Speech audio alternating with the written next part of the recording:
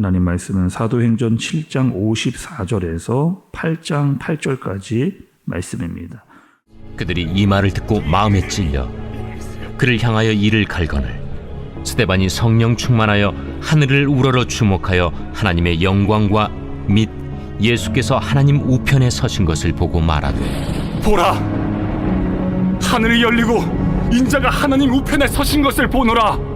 그들이 큰 소리를 지르며 귀를 막고 일제히 그에게 달려들어 성 밖으로 내치고 돌로 칠세. 증인들이 옷을 벗어 사울이라 하는 청년의 발 앞에 두니라. 그들이 돌로 스데반을 치니 스데반이 부르짖어 이르되, 주 예수여, 내 영혼을 받으시옵소서. 무릎을 꿇고 크게 불러 이르되, 주여, 이 죄를 그들에게 돌리지 마옵소서. 이 말을 하고 자니라. 사울은 그가 죽임당함을 마땅히 여기더라. 그날에 예루살렘에 있는 교회에 큰 박해가 있어 사도 외에는 다 유대와 사마리아 모든 땅으로 흩어지니라. 경건한 사람들이 스데반을 장사하고 위하여 크게 울더라. 사울이 교회를 참멸할세 각 집에 들어가 남녀를 끌어다가 옥에 넘기니라. 그 흩어진 사람들이 두루 다니며 복음의 말씀을 전할세 빌립이 사마리아 성에 내려가 그리스도를 백성에게 전파하니 무리가 빌립의 말도 듣고 행하는 표적도 보고 한 마음으로 그가 하는 말을 따르더라. 많은 사람에게 붙었던 더러운 귀신들이 크게 소리를 지르며 나가고 또 많은 중풍병자와 못 걷는 사람이 나으니 그 성에 큰 기쁨이 있더라. 아멘. 여러분, 우리는 어제 새벽까지 3일 동안 말씀을 들으면서 어떤 말씀을 들었느냐? 스데반이 유대인들에게 말씀을 선포하는 말씀을 들었습니다. 스데반이 공의로 잡혀왔고 또 잡혀온 사람들에게 말씀을 전했는데 어떤 여러분 말씀이었어요? 스데반이 유대인들에게 말씀을 전하는데 아브라함부터 솔로몬까지의 구약의 말씀을 한 번에 쫙 읊어대는 그런 말씀. 또 그 구약의 말씀은 유대인들이 너무나 잘 알고 있는 말씀을 가지고 그들에게 말씀을 전했습니다. 그리고 너희들이 이렇게까지 성전을 중요하게 여기는 이유가 무엇이냐 라고 하는 것을 찝어내면서 그들의 생각을 깨는 말씀을 전했던 거죠.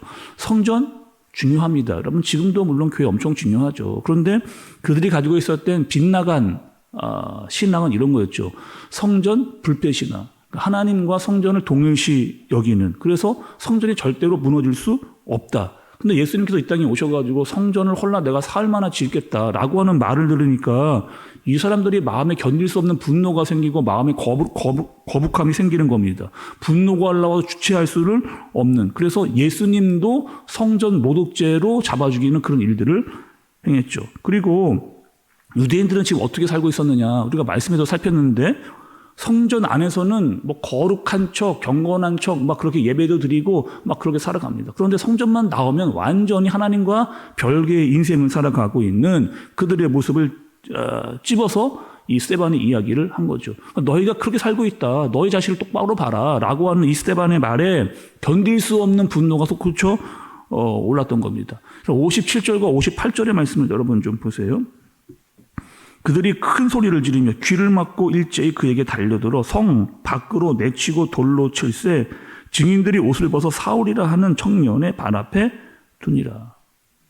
아니, 스데반을 죽이는데 여러분 사람들이 어떻게 죽이느냐?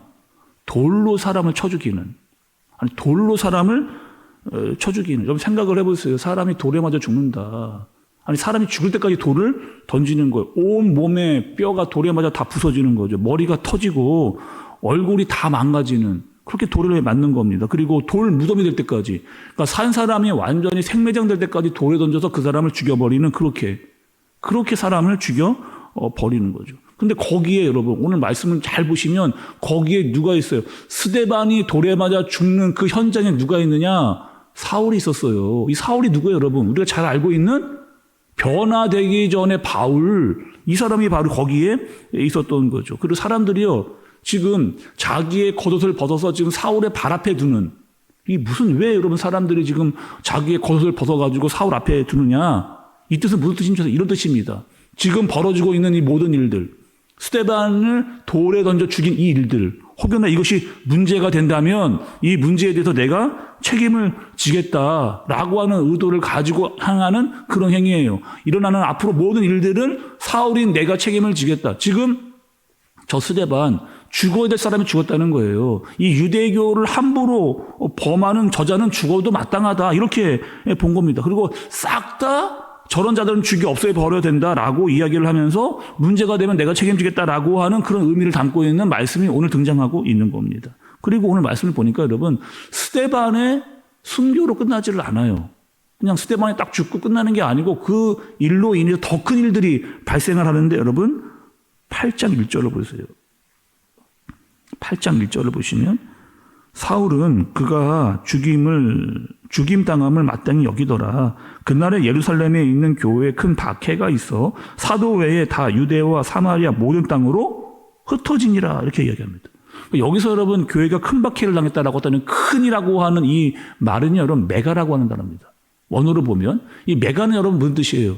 크다, 엄청 세다 이런 그러니까 메가토급 박해가 시작이 된 거예요. 그러니까 교회를 나오고 있는 사람들이 막 핍박을 당하니까 견딜 수 없는 도저히 이 핍박과 어려움을 견뎌낼 수 없어서 이 사람들이 막 다른 나라로 막 흩어지게 되어지는 그런 일들이 나타납니다. 그러니까 사도 이외에 다른 사람들은 유대와 사마리아로 막 흩어지는 그런 일들이 생겨나는 거예요. 그리고 오늘 말씀의 아주 중요한 말씀 중에 하나는 바로 흩어지니라 이런 뜻입니다. 여러분 또 이 흩어지니라고 뜻을 잘 분석해 들어가면 이런 뜻을 가지고 있습니다.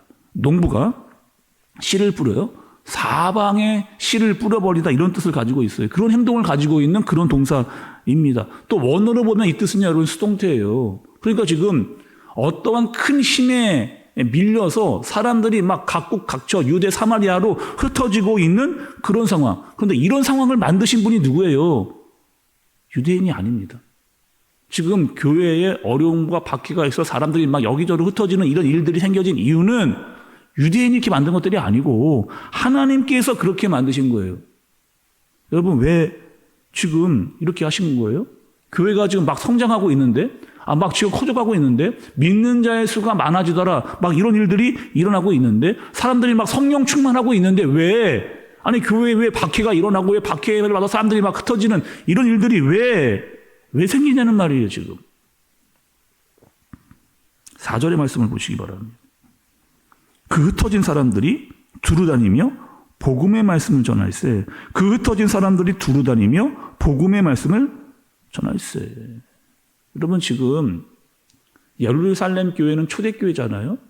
사람들이 거기에 모여 있었어요. 성령의 충만함을 받고 믿는 자의 수가 점점 많아지고 있는데 그들끼리 좋아만 하고 있는 겁니다 지금. 예수님이 하늘로 올라가시면서 마지막으로 그들에게 해주셨던 말씀이 있어요. 뭐예요? 땅끝까지 이르러 내 증인이 되리라.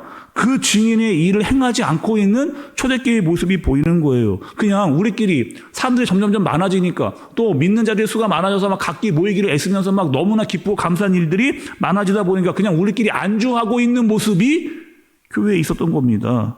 하나님이 어떻게 하시는 거예요? 스데반 집사의 기점으로 그 스데반 집사의 순교를 기점으로 어떤 일이 일어나느냐? 모든 성도들을 다 흩어버리시는 하나님께서 그들을 다 흩어버리시는 거예요. 우리끼리 있을 때는 몰랐거든요. 안주하고 있을 때는 몰랐어요. 근데 흩어지니까 사람들의 야성이 다시 생겨납니다. 신앙의 나성이 막 생겨나서 뭐 하는 거예요? 이들이 사명을 감당하는 거예요. 예수님이 우리에게 하셨던 그 말씀을 가지고 흩어진 자들이 있는 곳에서 복음을 전하는 그런 일들이 생겨나는 또 있는 그곳에서 교회가 생겨나는 그런 일들이 나타나게 되어지는 겁니다. 그럼 우리가 지금 볼 수가 없는데 여기서는 볼 수가 없어요. 그런데 나중에 사도행전 11장에 가면 어떤 일이 생겨나느냐? 안디옥 교회가 그러니까 초대교회였던 예루살렘 말고 이방 지역의 안디옥 교회가 이제 생겨나는 것을 볼 수가 있습니다. 제가 적어왔거든요. 여러분 11장 19절에서 21절의 말씀 여러분 잘 한번 들어보시기 바랍니다. 제가 읽어드릴 테니까. 그때에 스데반의 일로 일어난 환란으로 말미암아 흩어진 자들이 베니게와 구브로와 안디옥까지 이르러 유대인에게만 말씀을 전하는데 그 중에 그브로와 구레네 몇 사람이 안디옥에 이르러 헬라인에게도 말하여 그 주 예수를 전파하니 주의 손이 그들과 함께 하심에 수많은 사람들이 믿고 주께 돌아오더라. 11장의 말씀을 보니까 여러분 계속 반복되는 말씀이 있어요. 무엇이냐면 안디옥에 이르러, 안디옥에 이르러. 여러분 이 안디옥은 어디냐? 지금으로 말하면 튀르키예 지역입니다. 그러니까 우리가 알고 있었던 터키, 그 지역이 지금 안디옥이에요. 그리고 그 안디옥의 교회가 세워지게 되는 겁니다. 그래서 여러분 우리가 이 안디옥 교회 하면 정말 유명한 말이 있거든요. 어떤 말이냐? 안디옥이라고 하는 교회부터 어떤 말이 생겨났느냐? 그리스도인. 저 사람들은 그리스도인이야 라고 하는 말이 어디서부터? 안디옥 교회에서부터 시작됐다. 이렇게 우리가 말씀을 보면 알 수가 있어요. 그런데 그 그리스도인이라고 하는 그 말은 어떻게 생겨났느냐? 고난과 핍박과 어려움 중에 있었지만 여전히 그들이 복음을 전하면서 교회를 세워가는 일들을 감당할 때 그렇게 세워진 말이 바로 그리스도인이다라고 하는 말입니다. 여러분 중에 그 고난 좋아하시는 분 있어요? 핍박, 박해 좋아하시는 분 있습니까? 저도 그런 박해와 핍박 싫고 여러분도 아마 고난과 핍박 싫어할 거라고 생각이 들어요. 그런데 하나님께서 어려움을 주십니다. 핍박과 고난을 주세요. 그런데 그들이 생각하지 못했던, 초대교회 사람들이 감히 생각하지도 못했던 그 하나님의 계획을 고난과 핍박으로 시작되는 것을 볼 수가 있어요. 시편의 말씀을 보니까 시편 119편 67절에 이런 말씀이 있습니다.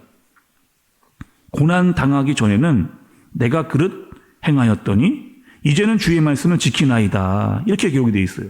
71절의 말씀을 보니까 고난 당하는 것이 내게 유익이라.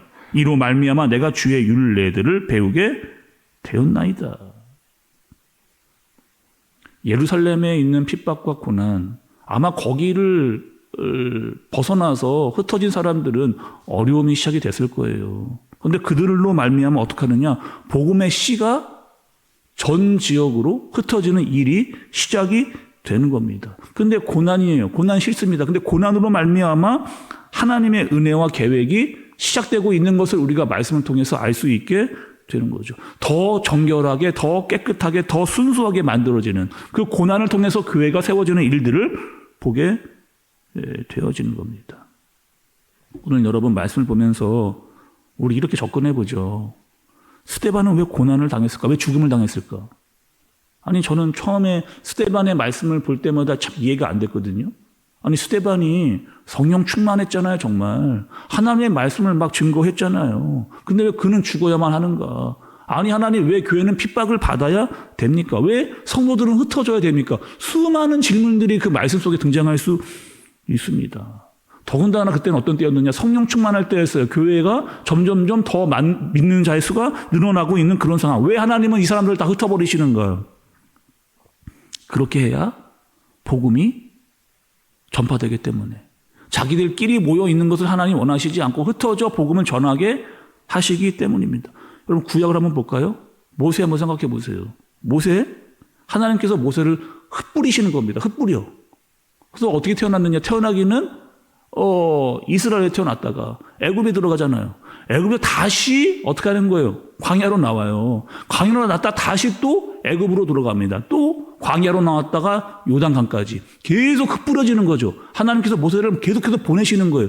보낼 때마다 하나님의 역사가 모세를 통해서 나타나게 되어지는, 모세에게는 고난이고 어려운 상황일 수 있는데 그것을 통해서 하나님은 계속 하나님의 역사를 써내려가는 것을 볼 수가 있는 거죠. 예수님 볼까요? 예수님 2000년 전에 오셨습니다.